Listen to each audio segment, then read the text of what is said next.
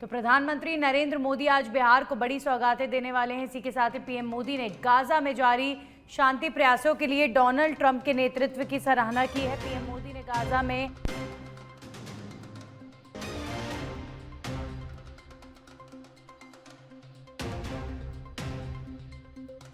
शांति प्रक्रिया को बताया निर्णायक, बंधकों की रिहाई का संकेत महत्वपूर्ण कदम। गाजा पीस डील पर पीएम मोदी ने ट्रंप की तारीफ की है। पीएम मोदी ने एक्स पर लिखा है कि भारत स्थायी शांति के लिए हर प्रयास का समर्थन करता रहेगा।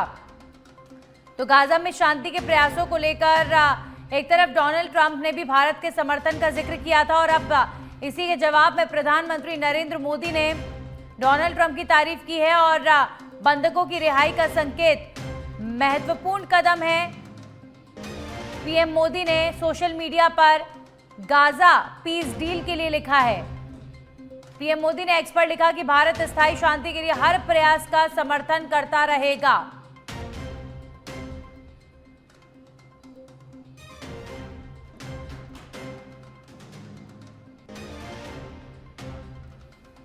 तो प्रधानमंत्री नरेंद्र मोदी गाजा में शांति प्रक्रिया के समर्थन में हैं और बंधकों की रिहाई का संकेत महत्वपूर्ण कदम है। उनकी तरफ से कहा गया है। गाजा पीस डील पर पीएम मोदी ने ट्रंप की तारीफ की है।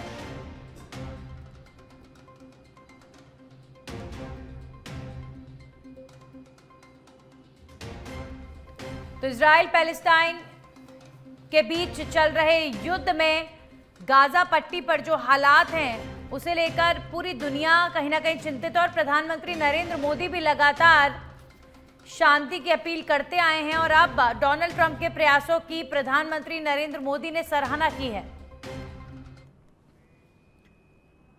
उत्तर भारत में सक्रिय वेस्टर्न डिस्टर्बेंस का राजस्थान में असर शुरू। 18 जिलों के लिए येलो अलर्ट जारी किया गया है। 7 अक्टूबर तक बारिश आंधी की संभावना जताई गई है। सबसे ज्यादा असर 5 और 6 अक्टूबर को दिखेगा राजस्थान में। पूरे प्रदेश में तेज बारिश और हवाएं चलने की संभावना है। पिछले 24 घंटे में नागौर, प्रतापगढ़, राजसमंद, जोधपुर, बाड़मेर समेत कई जिलों में बरसात। नागौर के खीवसर में 68 mm और जायल में 40 mm, डेगाना में 43 mm बारिश दर्ज की गई है। मौसम विभाग के अनुसार 8 अक्टूबर से मौसम ड्राई रहेगा। तो वेस्टर्न डिस्टर्बेंस का असर राजस्थान पर भी। मौसम विभाग के अनुसार 8 अक्टूबर से मौसम होगा ड्राई। उससे पहले 2 दिन बारिश होने की आशंका। उत्तर भारत में सक्रिय वेस्टर्न डिस्टर्बेंस को लेकर राजस्थान में बारिश को लेकर अलर्ट जारी किया गया है। 18 जिलों के लिए येलो अलर्ट जारी किया गया है। 18 जिलों के लिए येलो अलर्ट। 7 अक्टूबर तक बारिश आंधी की संभावना जताई गई है। तो सबसे ज्यादा असर 5 और 6 अक्टूबर को राजस्थान में वेस्टर्न डिस्टर्बेंस का देखने को मिलेगा। पूरे प्रदेश में तेज बारिश और हवाएं चलने की संभावना है।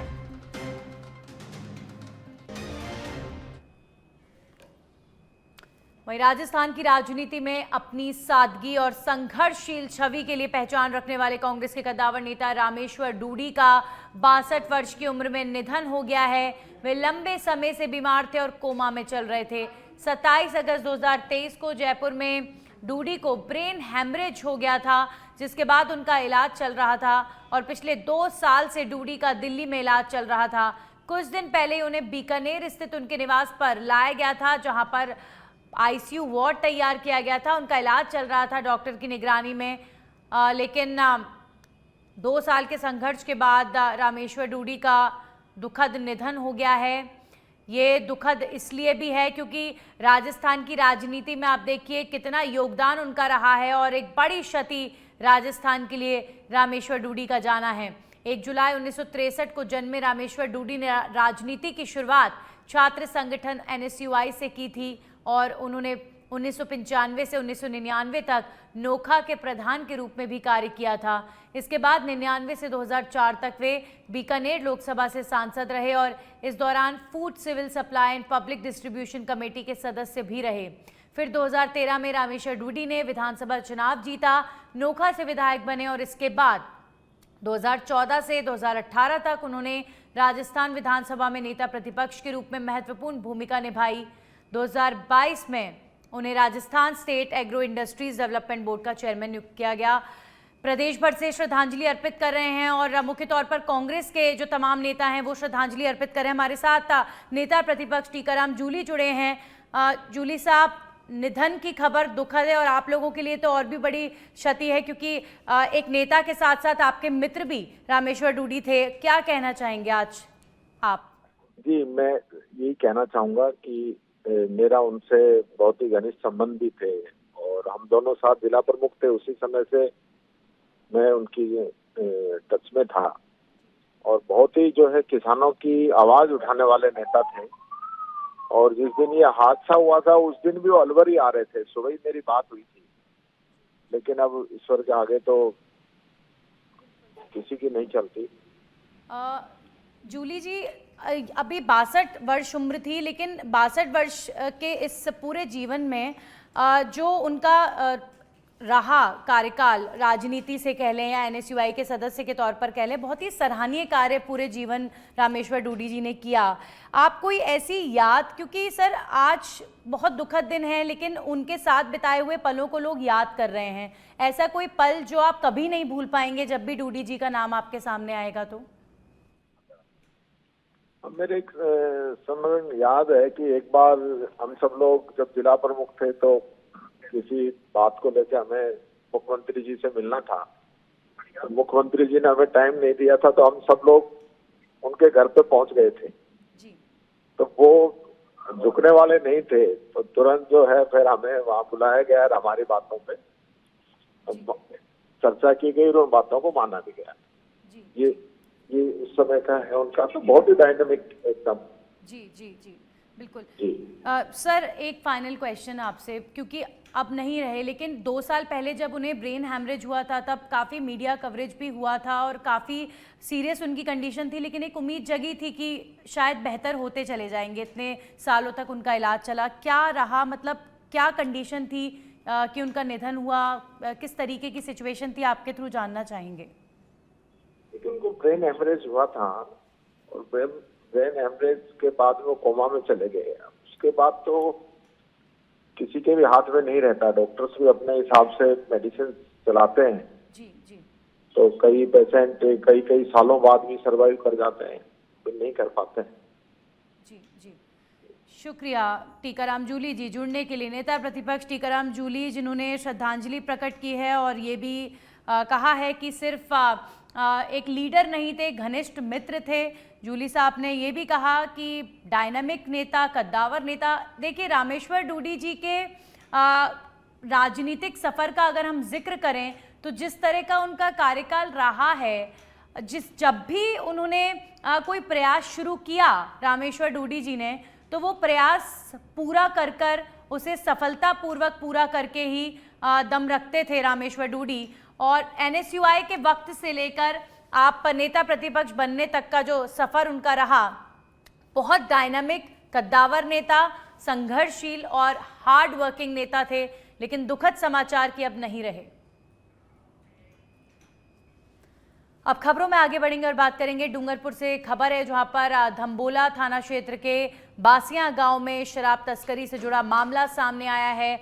बावरिया बस स्टैंड के पास शराब से भरी एक कार ने सड़क किनारे खड़े युवक को टक्कर मार दी। हादसे में युवक गंभीर रूप से घायल हो गया है। हादसे के बाद कार में सवार दोनों तस्कर भागने लगे।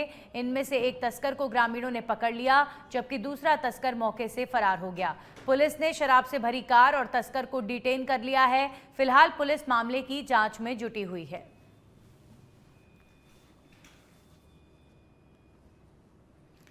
तो बावरिया बस स्टैंड के पास हादसा हुआ है, डूंगरपुर की ये खबर। ग्रामीणों ने एक तस्कर को पकड़ लिया है। पुलिस मामले की जांच में जुटी हुई है। तो शराब से भरी कार और तस्कर को डिटेन किया गया। इल्लीगल तरीके से शराब का परिवहन हो रहा था। ग्रामीणों ने यहां पर हिम्मत दिखाई और तस्कर को रंगे हाथों पकड़ा है। आपको बता दें, ये कार सड़क किनारे खड़े एक युवक को टक्कर मारती हुई आई। हादसे में युवक गंभीर रूप से घायल हो गया। हालांकि जब हादसा हुआ उसके बाद ग्रामीणों ने ड्राइवर को पकड़ा, तब शराब की खेप के बारे में भी जानकारी मिली। पुलिस पूरे मामले को देख रही है, पुलिस जांच में जुटी हुई है। हमारे सहयोगी गुलवंत फोन लाइन पर जुड़ चुके हैं, सीधा उनका रुख करेंगे। गुलवंत, क्या है पूरा मामला? जी, मैं बताना चाहूंगा कि धुमला थाना क्षेत्र के बासिया गांव का बीती रात का मामला है पूरा, जहां शराब से भरी एक कार ने राहगीर जो सड़क किनारे दूर खड़ा हुआ था और तेज गति से लापरवाही पूर्वक तेज चलाता हुआ कार चालक आया और उसे टक्कर मार दी। हादसे के बाद जो तस्कर से कार में सवार 2 जने वो भागने लगे, जहां पर एक तो फरार हो गया और एक को पुलिस ने ग्रामीणों ने दबोच लिया और पुलिस को सूचना दी। पुलिस मौके पर पहुंची है और जो तस्कर था उसको ग्रामीणों ने पुलिस के हवाले कर दिया और दूसरे की तलाश वहां की जा रही है। और जो टक्कर से जो युवक घायल हुआ था उसको सिमरा सीएचसी ले जाया गया, जहां से गंभीर अवस्था में उसको जिला अस्पताल के लिए रेफर कर दिया, जहां उसका उपचार अभी चल रहा है। जी, शुक्रिया आपका गुणवंत तमाम जानकारियों के लिए। तो अभी फिलहाल पुलिस पूरे मामले को देख रही है, लेकिन इलीगल तरीके से शराब का परिवहन और इस तरीके से कार को चलाना कि एक युवक को घायल कर देना बेहद संगीन मामला। और अब खबर बूंदी से। नैनवा थाना क्षेत्र के सुंतली गांव में किसान की मौत का मामला सामने आया है। कृषि कार्य करते समय हुई किसान की मौत। खेत की फसल ट्रैक्टर में चढ़ाते समय रस्सी टूटने से यह हादसा हो गया। चिकित्सकों ने जांच के बाद किया मृत घोषित। पुलिस ने शव का करवाया पोस्टमार्टम। मामले की जांच में जुटी पुलिस। तो नैनवा थाना क्षेत्र के सुतली गांव में एक किसान की मौत। कृषि कार्य करते समय हुआ हादसा। ट्रैक्टर में फसल लोड करते समय रस्सी टूटने की वजह से किसान हादसे का शिकार हो गया और किसान की दर्दनाक मौत हो गई।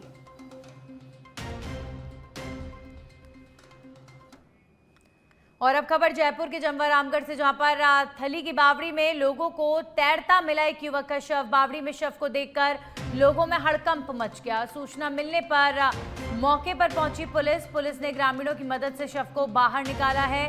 थली निवासी कालू गोस्वामी के रूप में हुई शव की पहचान। पुलिस ने सीएचसी आंधी की मोर्चरी में शव को रखवाया है। रायवाला रोड थली गांव में स्थित प्राचीन बावड़ी का ये पूरा मामला बताया जा रहा है। तो जयपुर के जमवा रामगढ़ में बावड़ी में शव तैरता हुआ मिला है और पूरे इलाके में सनसनी फैल गई है। अभी फिलहाल पुलिस मामले की जांच में जुटी है। शव की शिनाख्त की जा रही है। आखिर ये मामला किस तरह का है, ये मामला हत्या का है या फिर आत्महत्या का है, इन तमाम पहलुओं को लेकर पुलिस अभी फिलहाल जांच कर रही है। तो थली की बावड़ी में लोगों को तैरता मिला शव। बावड़ी में शव को देखकर लोगों में मचा हड़कंप। हमारे सहयोगी वसीम जुड़ चुके हैं इस खबर पर।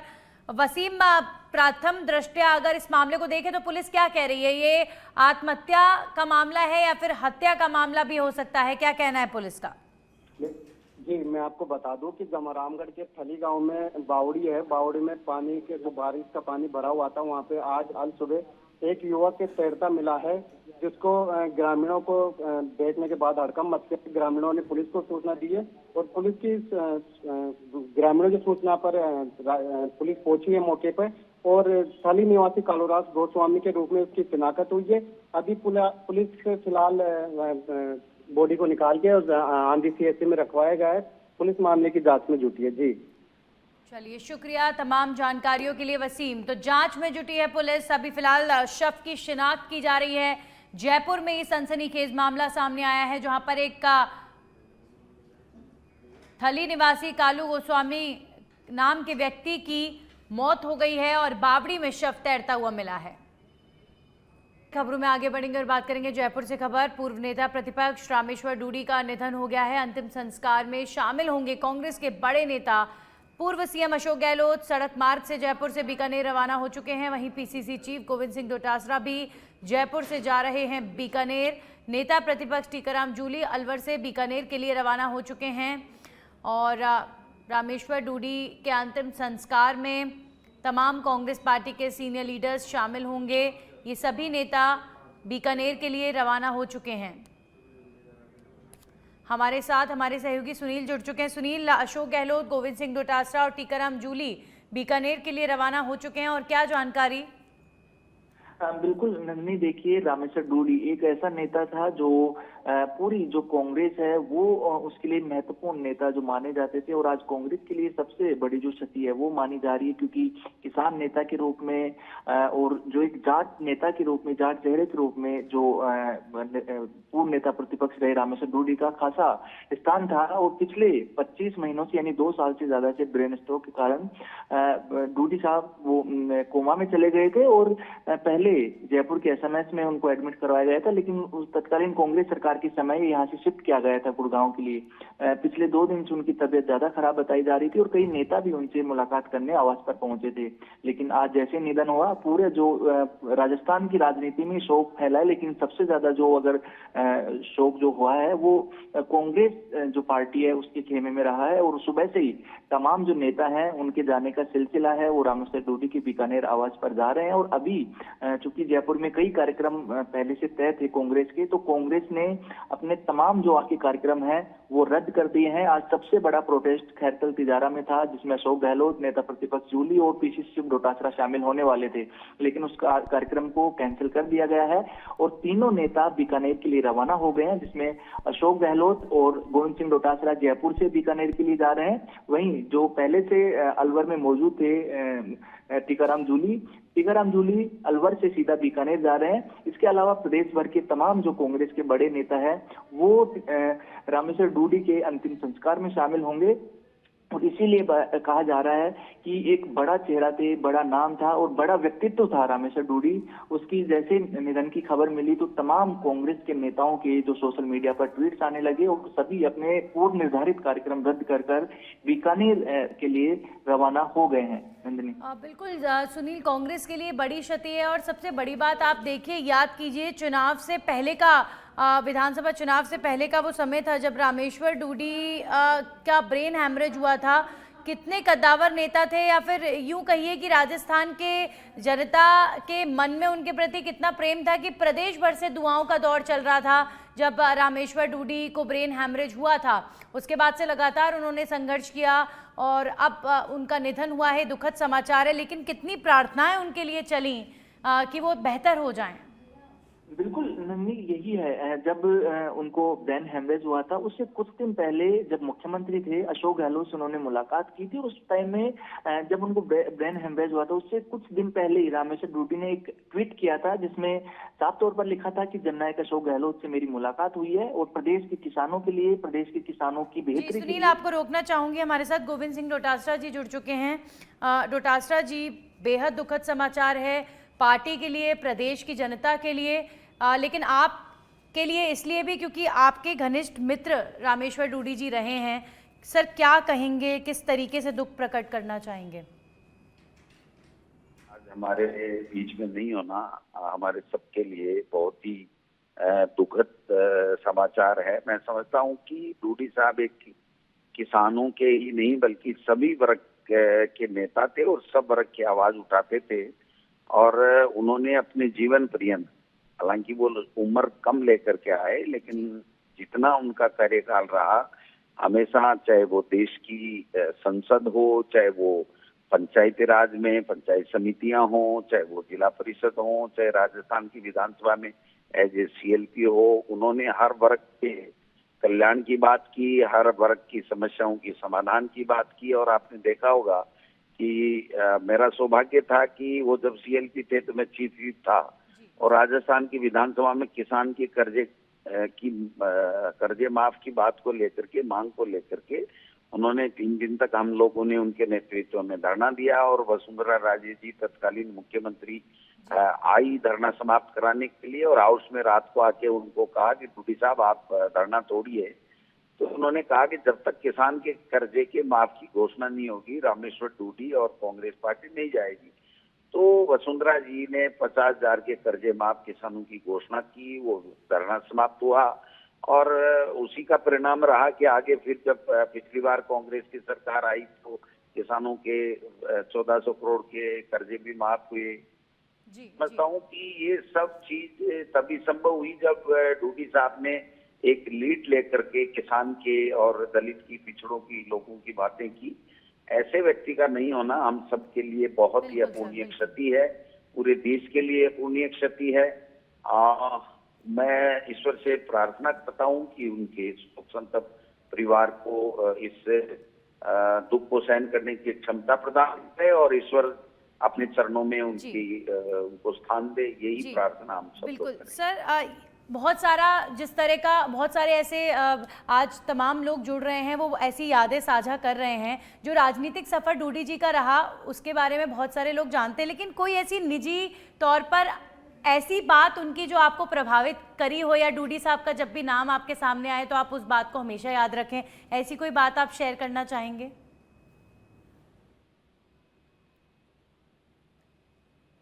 दिल्ली में मिले थे जी। और दिल्ली एक के नेता को ये कहना कि देखिए आप के लिए, और निश्चित से आज मैं नहीं जीत पाया लेकिन आप जीत के उनकी आवाज को आप बुलंद कीजिए, लोगों की हम कैसे सेवा कर सके, इस तरह की बात उन्होंने मेरे साथ शेयर की और एक चिंता प्रकट की कि जो वर्ग है, पिछड़ा है, दलित है, किसान है, गरीब हैं, उनके लिए हम कैसे क्या कर सकते हैं। तो उनके पास में एक बोर्ड के चेयरमैनशिप थी, तो उन्होंने कहा भाई मैं भी मुख्यमंत्री से मिलूंगा और कैसे हम लोग सब मिल करके और प्रदेश में जो पिछड़े लोग हैं, गरीब हैं, दलित हैं, उन तो ये जो उनकी जो आराम से निकली हुई बातें थी वो निश्चित रूप से हम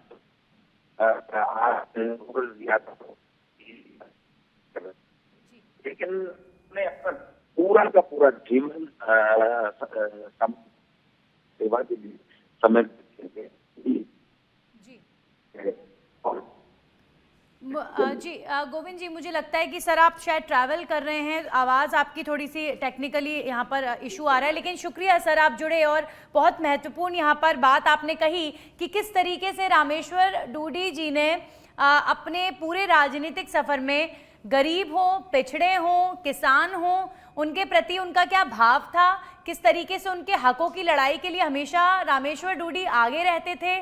और बेशक सरकार चाहे भाजपा की रही हो चाहे कांग्रेस की रही हो, लेकिन रामेश्वर डूडी हमेशा से वो चेहरा रहे हैं जब मुख्य तौर पर किसानों की और पिछड़ों की आवाज़ को बुलंद करने के लिए हमेशा आगे आए हैं। और आप इसीलिए देखिए कि जब रामेश्वर डूडी की तबीयत खराब हुई तो कितनी प्रार्थनाएं उनके लिए की लोगों ने। पूर्व सीएम अशोक गहलोत ने भी सोशल मीडिया पर श्रद्धांजलि प्रकट की है। पूर्व सीएम अशोक गहलोत जो बीकानेर के लिए भी रवाना हो चुके हैं और उन्होंने सोशल मीडिया पर कहा कि इतनी अल्पायु में उनका जाना हमेशा खलता रहेगा। ये देखिए आप कितना भावनात्मक ये जो पूरा सिर्फ एक लाइन का ये ट्वीट है गहलोत साहब का, जिन्होंने ये लिखा है कि इतनी कम आयु में उनका जाना हमेशा खलता रहेगा। क्योंकि बहुत ज़्यादा आयु रामेश्वर डूडी जी की नहीं थी, 62 वर्ष के थे, लेकिन जिस तरह का राजनीतिक का सफ़र उनका रहा, बहुत कम आयु से उन्होंने अपना राजनीतिक सफ़र की शुरुआत कर ली थी और हमेशा सफल रहे।